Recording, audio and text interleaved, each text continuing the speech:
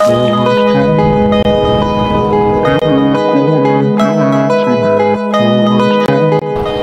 শিলৰ খাকো মই ক্ৰছ কৰি আছোঁ এতিয়া। এইখনে হৈছে নামডাঙৰ শিলৰ খাকো।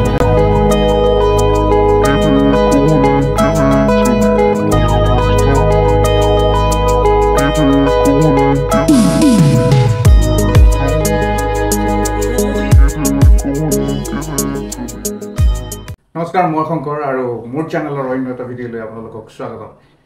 আজি এই ভিডিঅ'টোত আমি যাত্ৰা কৰিম শিৱসাগৰৰ পৰা। বৰ্তমান মই শিৱসাগৰতে আছোঁ।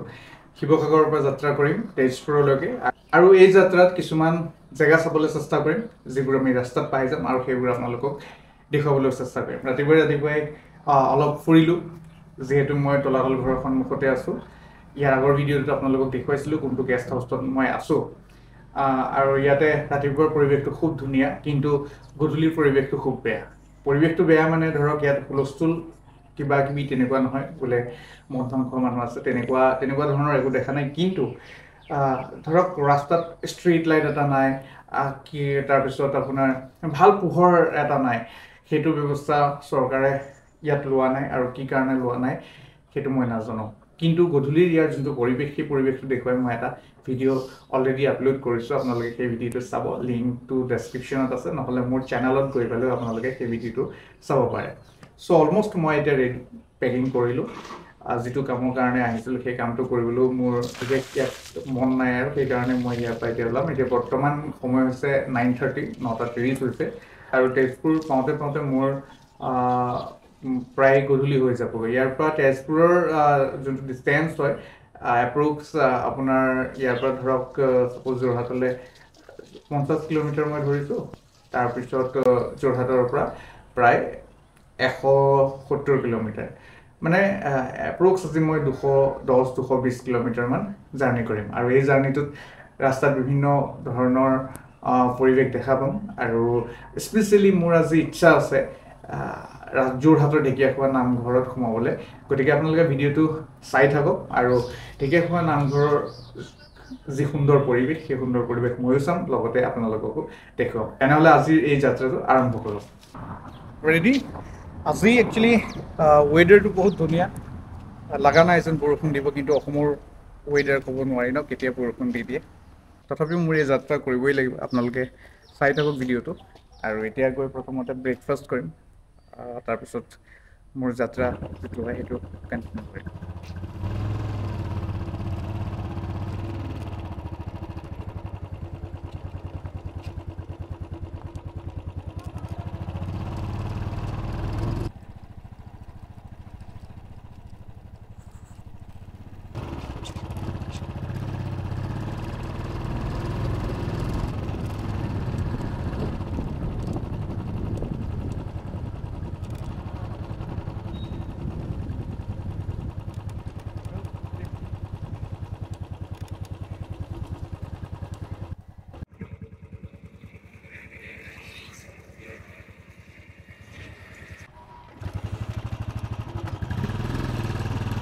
ব্ৰেকফাষ্ট হৈ গ'ল, আৰু এতিয়া মই মোৰ যাত্ৰা আৰম্ভ কৰিছোঁ।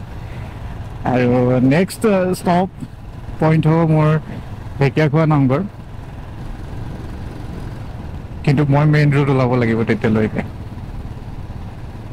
ইয়াৰ পৰা এতিয়া মেইন ৰোড অলপ মানে বাইপাছ পাবলৈ অকণমান সময় লাগিব।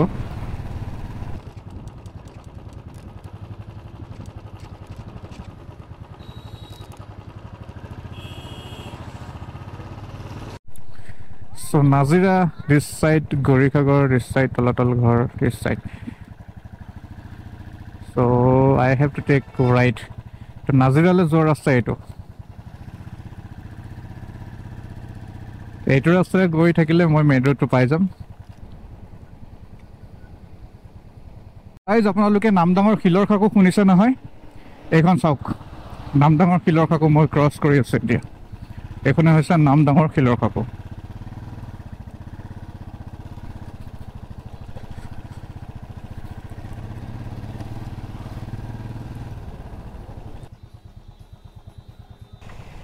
মই এতিয়া বৰ্তমান ৰোডটোত সোমাই আহিলোঁ। ইয়াৰ পৰা 3.5 কিলোমিটাৰ যাব লাগিব, তেতিয়া গৈ নামঘৰটো পোৱা যাব। আৰু এতিয়া ভাদৰ মাহ চলি আছে, এতিয়া বহুত চাগে ভিৰ হ'ব পাৰে। মেইন ৰোডৰ পৰা সোমাই অহা ৰাস্তাটো খুব ধুনীয়া। দুইফালে টি গাৰ্ডেন আছে, চাপাজান চাহ বাগিচা। এখন টি গাৰ্ডেনৰ নাম চাপাজান টি গাৰ্ডেন।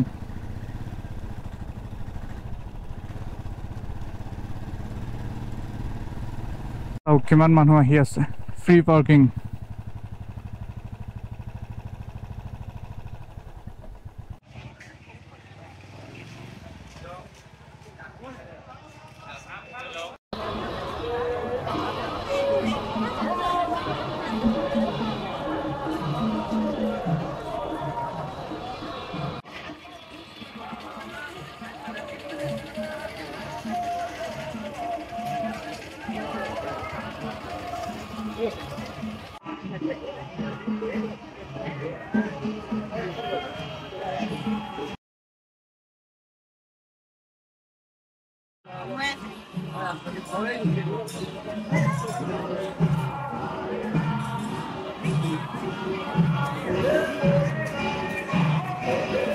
কোনফালে নোসোমাম ধৰিবই পৰা নাই, ইমান মানুহ ইয়াত। এইটো নামঘৰত সোমোৱা লাইন, কিমান বৃহৎ লাইন লাগিব লগা হৈছে, একদম গেটৰ পৰা আছে ইয়ালৈকে।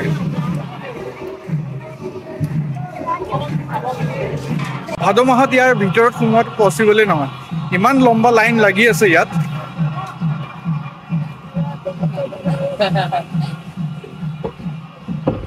নামঘৰৰ কেম্পাছটোত সোমালো আৰু এতিয়া ইয়াৰ পৰা ওলাই দিম।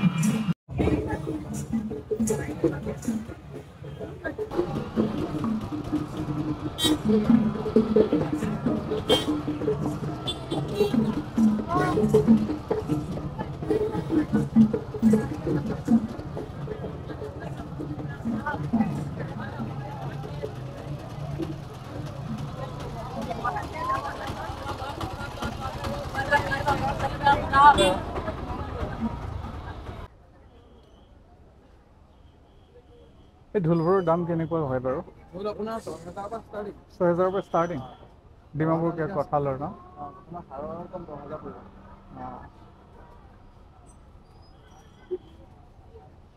আমাৰ অসমীয়া থলুৱা বাদ্যযন্ত্ৰ পুৰা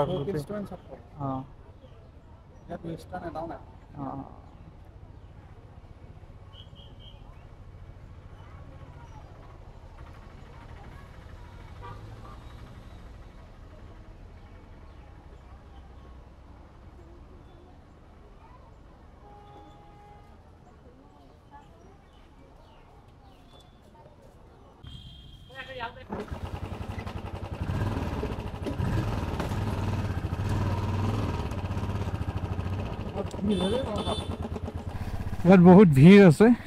ইয়াৰ পৰা ওলাইছোঁ আৰু যোৱাকালি ইয়াত বৰষুণ আছিলে খুব, আৰু আজি প্ৰচণ্ড ৰ'দ।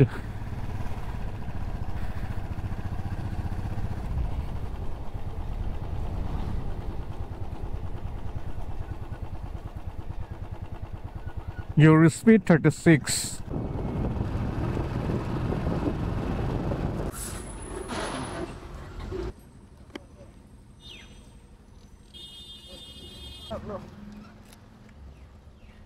আপোনালোকে যদি ভিডিঅ'টো এতিয়ালৈকে চাই আছে তেনেহ'লে আপোনালোকে কমেণ্ট কৰি ষ্টাৰ্ট কৰক। আপোনালোকে জনাওক যেন আপোনালোকৰ এই ভিডিঅ'টো চাই কেনেকুৱা লাগিলে।